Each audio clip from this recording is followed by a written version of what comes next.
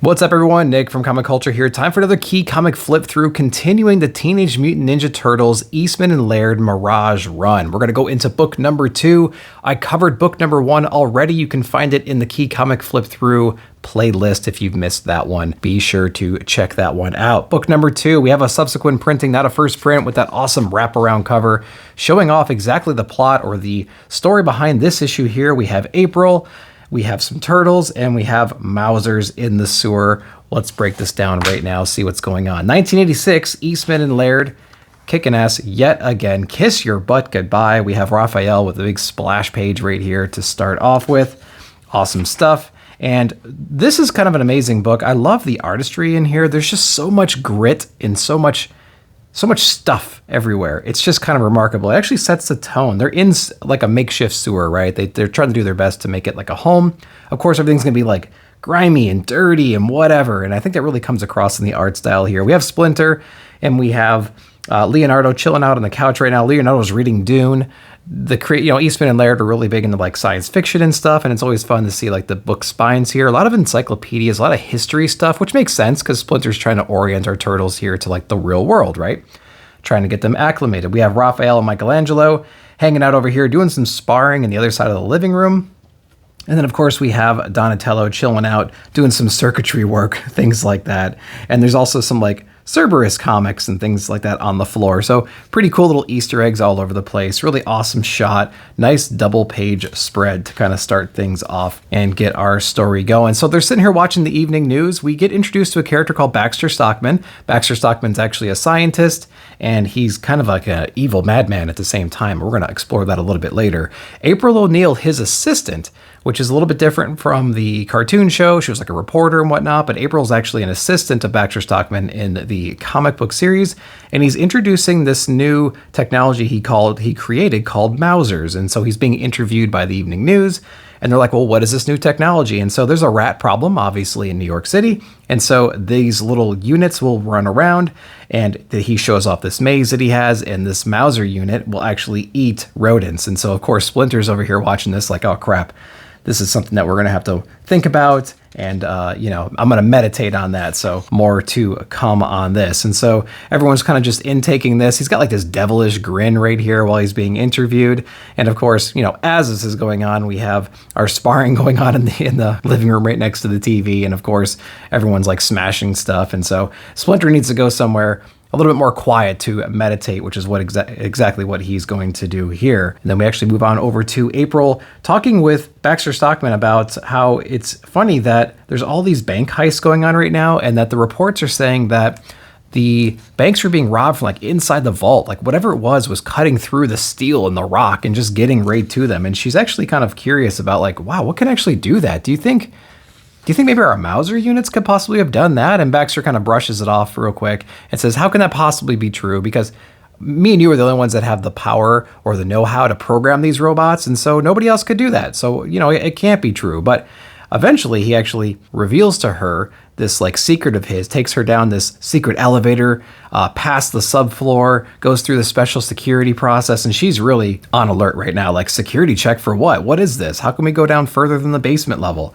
What is going on? But he finally reveals to her that he's created hundreds of these Mouser units, and she's really confused about like how this could possibly happen, because they only got funding for maybe 24 of him. But he reveals here that he's been robbing the banks. He's gotten tons of money, over $900,000, and he's used that money to build more units to then hold the world or hold the city hostage, because he can send these units to basically take out the foundations of these different buildings and kind of hold them hostage. Otherwise, he would destroy the buildings. Of course, April is really kind of freaking out about this, yelling, but why? Why would you want to do this kind of stuff? And he actually says on here, it's not because I want more money, it's because it's really fun. That's what he basically tells her. So he's kind of a madman at the same time, which is cool. So she gets freaked out, of course, and she starts going out the door to escape. And of course, Baxter can't allow that. So he's kind of sitting down, letting her get a head start. But he's like, how many Mouser units do you want me to send? 2, 3, 4, 10, all of them?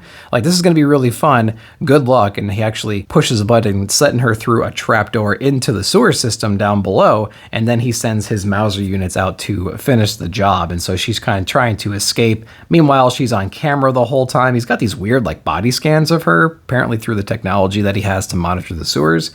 And so he's laughing away like, I can't wait to see what my Mausers are going to do to you. And so he's kind of laughing along the way. And so all these Mauser units are chasing April through the sewers, and they're getting closer and closer. It's got a cool perspective here because she's actually running away from them over here, and it's got this cool side panel, and like from behind the scenes, it's like you're from the Mauser's perspective, you can see what's going on. And this is kind of interesting too. This is actually a bleed over from from page 34. So some of the binding on these books were really interesting because we're on page 14 and 15. This reprint here, 15, is actually shifted over. You can see the big difference between the margins here, and then it's actually cutting off. And then you can see page 34 right here in the spine. So it's just like the quality of the reprint's not great, but you know, it kind of captures the art fairly well with the scan and everything. So that's interesting.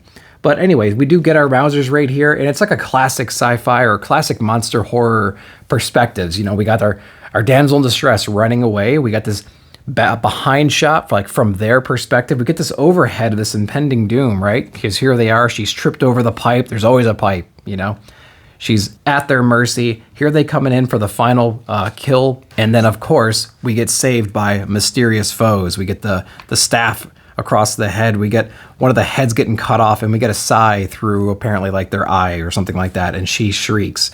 And it's a pretty cool like horror face right here. And of course we get our splash page reveal of our turtles coming to save the day. I love their pose right here. They're still on edge. They have this like mean look on their face a little bit, but I love that Raphael actually has one of the Mauser units. He's holding it like by a leg, like it's a turkey or a chicken or something like that. And all the other bodies are all over the place. Leonardo's got his foot up on one. Donatello's like at the ready.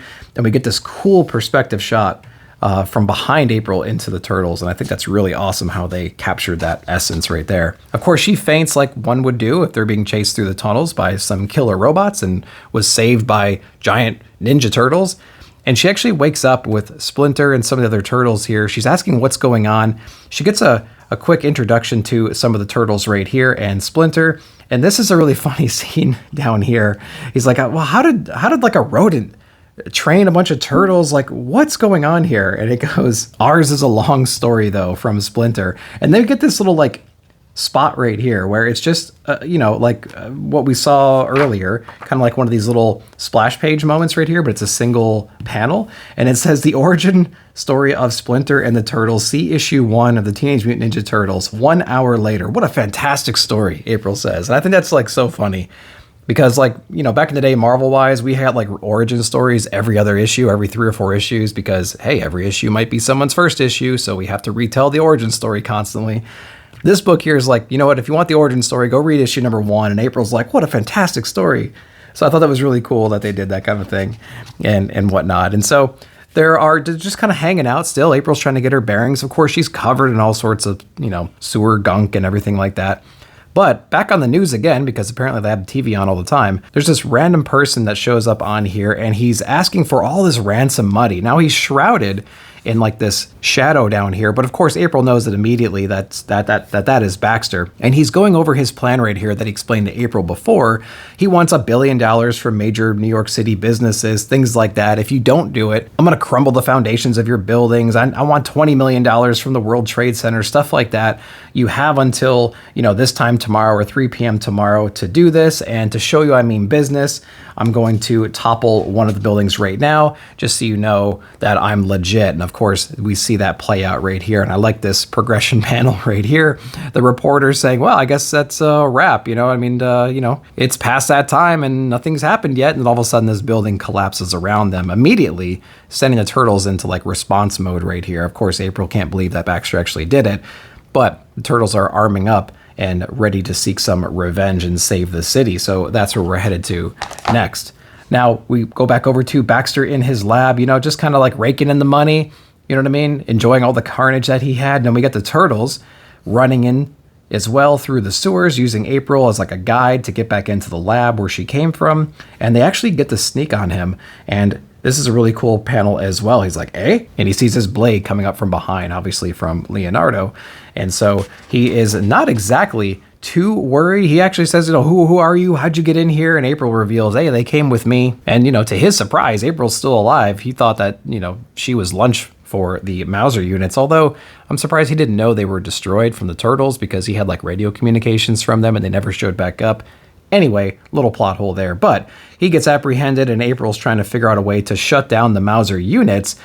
Baxter being a little bit slick and apparently somewhat combative, man, he actually gets upper hand on some of our turtles and runs over to his machine and activates kind of this like kill switch where like these Mauser units are going to come and attack this office area, this control center, and just wipe everything out, apparently including himself too, but he doesn't care. He's a madman, so why would he care about that kind of stuff? They apprehend him yet again, and Raphael knocks him out with the classic, my pleasure, and of course his glasses are all broken, so Baxter's not in a very good way right now. Of course, the turtles are trying to figure out a way to stall this, right? They have all these Mauser units coming at them. They need to do something. And so April is jumping over to the controls with Donatello, and they're trying their best to, turn some of this stuff off. So some of the other turtles have to then team up, try to find a way out of here, and trying to buy them as much time as they possibly can give them to shut down these Mauser units. And when they went looking around in the office, they found some explosives. So the idea right now is, hey, there's a giant tunnel where the Mauser units are going to be coming from. Let's plant all these explosives around the supports. And then as the units are coming by, we'll blow it. We'll bury a few of them. We'll buy them some time so they can turn off the signal or reprogram these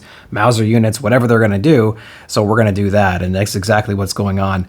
Again, we're back with that classic horror stuff, right? Because what's really cool is they have this long tunnel that they're in, and the one side is like, there's our doorway. That's where we came from. That's where the lab is. That's where our safety is. And they have this like black tunnel down here on the other end. And it's like this camera right here is facing this way, and then it flips around and faces where their enemies are coming from. And all you have is like this chattering of metal and everything like this in this wording.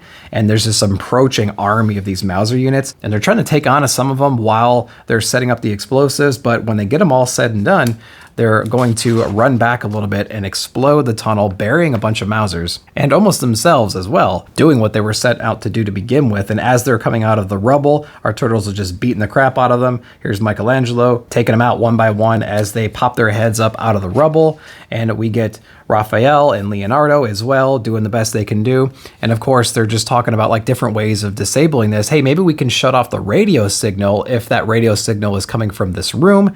We got to do this. We need some time. We got to try it. So it's this constant back and forth between the turtles in the tunnel taking on the Mauser units, and Donatello and April at the control center trying to deactivate these units. And we get some really cool shots here. Like look at this blade arc right here. That's just so cool. And everyone's just beating the crap out of these Mauser units. And we see all this rubble and destruction and stuff like that. Really cool artwork, man. I really enjoyed that. And then bam, we get this awesome money shot here.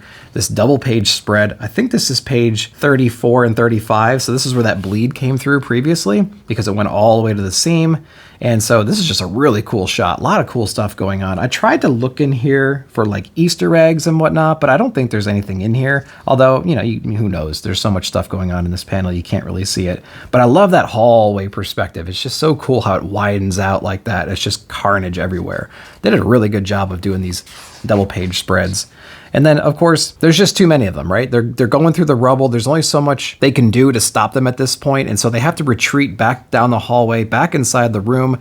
They close the door just to be safe. And of course, they have all this scratching and ticking and clawing and gnawing that's happening all the way around them. And this is kind of like, this is it, right? We're going to die with honor kind of a page, because they're all huddled together, staring at the walls, and you can see all the Mauser units busting through the wall as they're clicking away and trying to figure out a way to shut these things down.